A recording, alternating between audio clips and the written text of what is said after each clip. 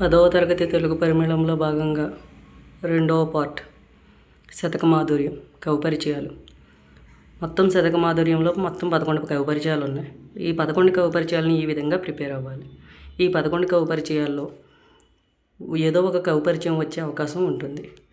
కాబట్టి ఈ 11 కవిపరిచయాలని ప్రిపేర్ అవ్వాలి. ఈ 11 కవిపరిచయాలని రాసే విధానం ఈ విధంగా రాయాలి. మొదటిది కవి పేరు మారద వెంకయ్య, కాలం 16వ శతాబ్దం, శతకం భాస్కర శతకం, మకుటం భాస్కర. రెండవది కవి పేరు దూర్జటి, కాలం 17వ శతాబ్దం, శతకం శ్రీకాళహస్తీశ్వర, మకుటం శ్రీకాళహస్తీశ్వర. రచనలు శ్రీకాళహస్తీశ్వర మహత్యం.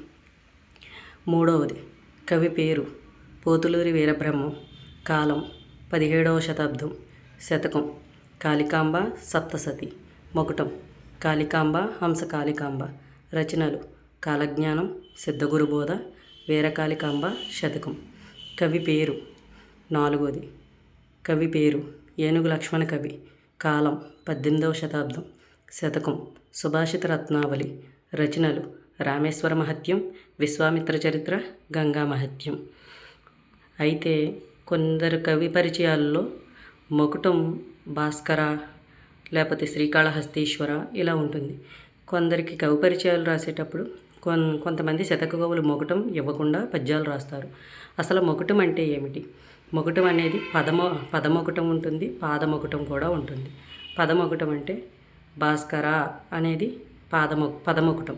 పాదమకుటం అంటే కాళికాంబ హంస కాళికాంబ అంటే పద్యం 4 లైన్లలో చివరి లైన్లో పద రూపంలో కానీ పాదం మొత్తంగా కూడా మకుటం వచ్చే అవకాశం ఉంటుంది.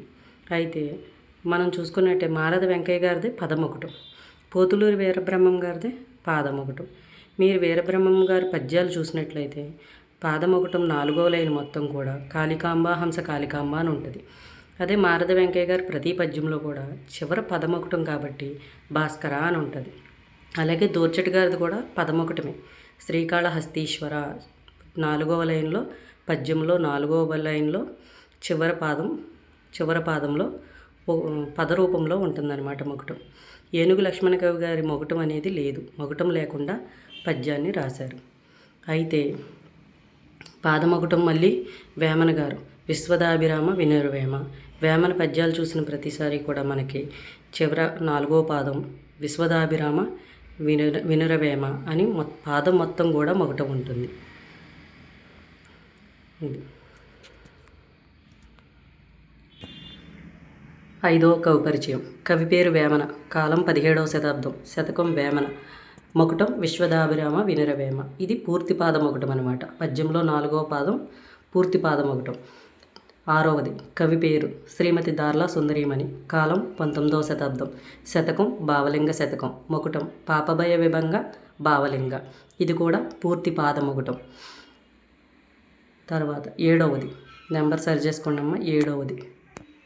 7వది త్రిపురనేని రామస్వామి చౌదరి, కాలం 19వ శతాబ్దం, శతకం కుప్పుస్వామి శతకం. రచనలు సూతపురాణం, కోణి, రాణా ప్రతాప్. 8వది కవి పేరు షేక్ మహమ్మద్ హుస్సేన్, కాలం 20వ శతాబ్దం, శతకం హరిహరనాథ శతకం. రచనలు మకుటం హరిహరనాథ.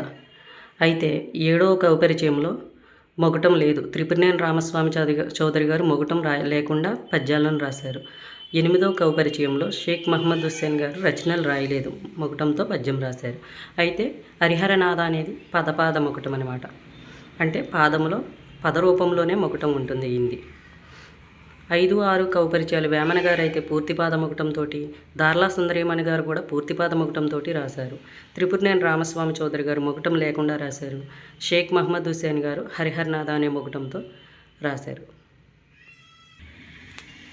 శతకమాధుర్యంలో 9వ కవి పేరు గాడేపల్లి సీతారామమూర్తి, కాలం 20వ శతాబ్దం, శతకం వెంకటాద్రీశ్వర శతకం, మకుటం భుజగతల్ప వెంకటాద్రీశ్వర. రచనలు అశ్వత్థామ, సుందరోత్పల రామాయణం. అయితే ఈయన కూడా 4వ పాదం పూర్తి పాదమకుటంగా రాశారు. కవి పేరు 10వది కవి పేరు తాళపాక పెద్ద తిరుమలాచార్యులు, కాలం 15వ శతాబ్దం, శతకం వెంకటేశ శతకం, మకుటం విమల రవికోటి సంకాస వెంకటేశ. ఇది కూడా పూర్తి పాద ముకుటం. రచనలు సుదర్శన రగడ, వెంకటేశ్వర వచనాలు, ఆధ్యాత్మిక సంకీర్తనలు. ఈ విధంగా శతక మాధుర్యంలో మొత్తం 10 మంది కవులలో ఈ విధంగా ఏ కవి గురించి ఇచ్చినా సరే మీరు కవి పరిచయం ఈ విధంగా రాసినట్లయితే మీకు పూర్తి మార్కులు పడే అవకాశం ఎక్కువగా ఉంటుంది. ఇక్కడితోటి మనం చెప్పుకోబోయే తెలుగు పరిమళంలో 2వ పార్ట్ గురించి కూడా పూర్తి చేసాం.